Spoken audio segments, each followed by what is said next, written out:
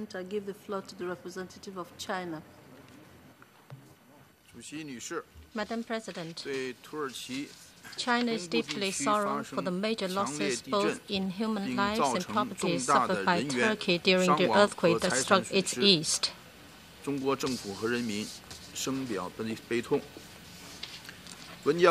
My Prime Minister Wen Jiabao has already conveyed our condolences to the Turkish Prime Minister and China is ready to extend a helping hand. Madam President, I would like to thank USG Mr. Pascoe for his briefing.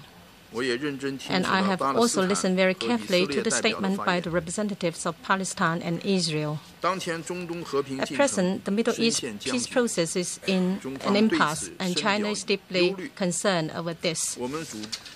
We hope that all parties concerned will demonstrate the political will, and on the basis of the relevant UN resolutions, the principle of land for peace, the Arab Peace Initiative, and the roadmap, settle disputes between Palestine and Israel by political and diplomatic means, so that the two countries can coexist in peace. Madam President, the issue of Israel's settlements is the direct cause of the present impasse in the peace talks. It is also the major obstacle in the resumption of talks. China deeply regrets the recent decision of Israel on new settlements in East Jerusalem, and we are opposed to that. We urge Israel to stop this project and actively cooperate with international peace efforts and create conditions for building confidence between the two sides and break the present impasse.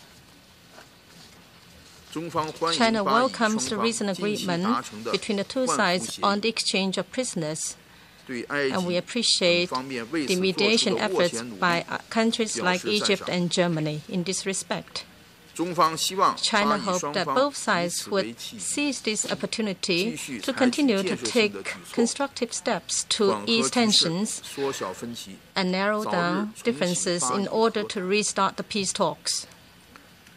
Efforts to solve the Middle East problem cannot be separated from the strong support and help by the international community. China welcomes and supports all the efforts aimed at narrowing down differences and promoting the relaunch of dialogues and negotiations. On October the 26th, the Quartet will hold talks with Palestine and Israel separately on the resumption of direct talks. And we hope that all parties concerned will work together for the early resumption of talks and its substantive results. China supports a greater role by the Council on the question of the Middle East. Madam President, China was among the first to recognize the state of Palestine, and we have always been supportive of Palestine's just cause to establish an independent state and support the two-state vision realized through political negotiations and the establishment of a fully sovereign, independent state of Palestine based on the 1967 borders and with East Jerusalem as its capital. China supports Palestine's membership in the UN.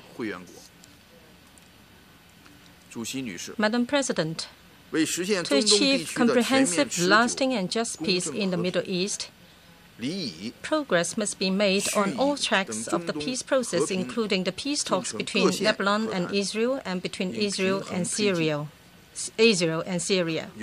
All parties concerned should create conditions for diplomatic negotiations with a view to ending the confrontations and tensions that have plagued this region for too long. I thank you, Madam President. I thank the representative of China for his statement.